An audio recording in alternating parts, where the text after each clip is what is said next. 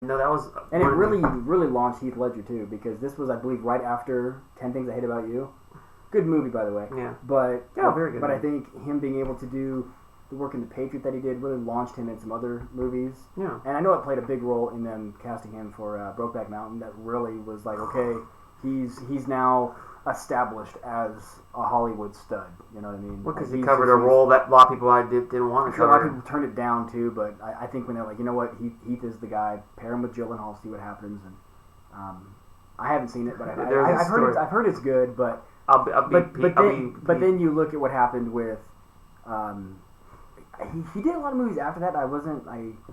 Well, this was well before that. Getting backtracked a little bit. So I believe Brokeback was 2005. Mm-hmm. Patriot was 2000. Knight's Tale was 2001. That's an awesome movie. That's a really good movie. Again, another not really historically accurate, but who gives a shit? It's an awesome movie to watch. Don't be like, he wasn't that accurate. Who gives a shit? It was awesome.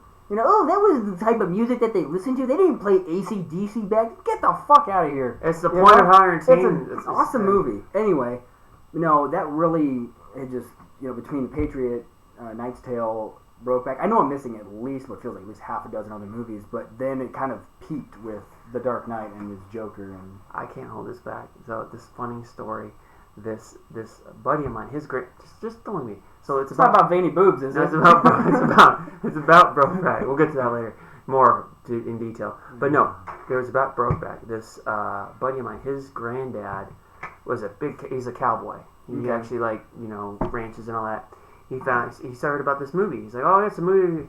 It's about these cowboys, and he's like, oh, I like cowboys. I like westerns, and kind of like. So he goes into the movie, and I don't know if he made it like 15 minutes or 20 minutes in. He walks out pissed off. What kind of bullshit is this? What the fuck am I watching? And he storms out of there. I wonder how many people did that because if they just don't know what the movie's about. No. I mean, you get this tale of forbidden love, and it's between these two guys, and it's just like.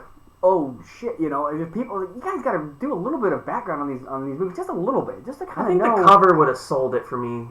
You think?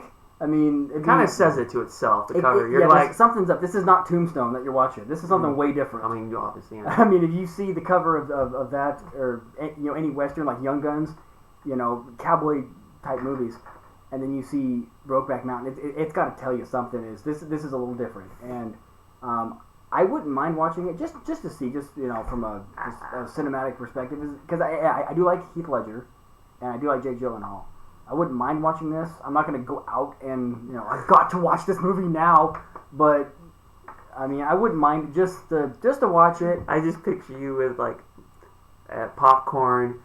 Like you got all your stuff together, a big bowl of bananas right next to you. I don't know why you have just a big bowl of bananas. You're like, I'm looking forward to this movie. Who the fuck eats bananas watching a movie? You are, because you're one of them. Sorry, shut up. Because you just want to watch this movie. And you're like, I just picture you instead of popcorn, it's a big bowl of bananas. I don't know why. I'm sorry. I will see your Brokeback Mountain, and I will raise you. Call Me by Your Name. I never heard of that. Yeah.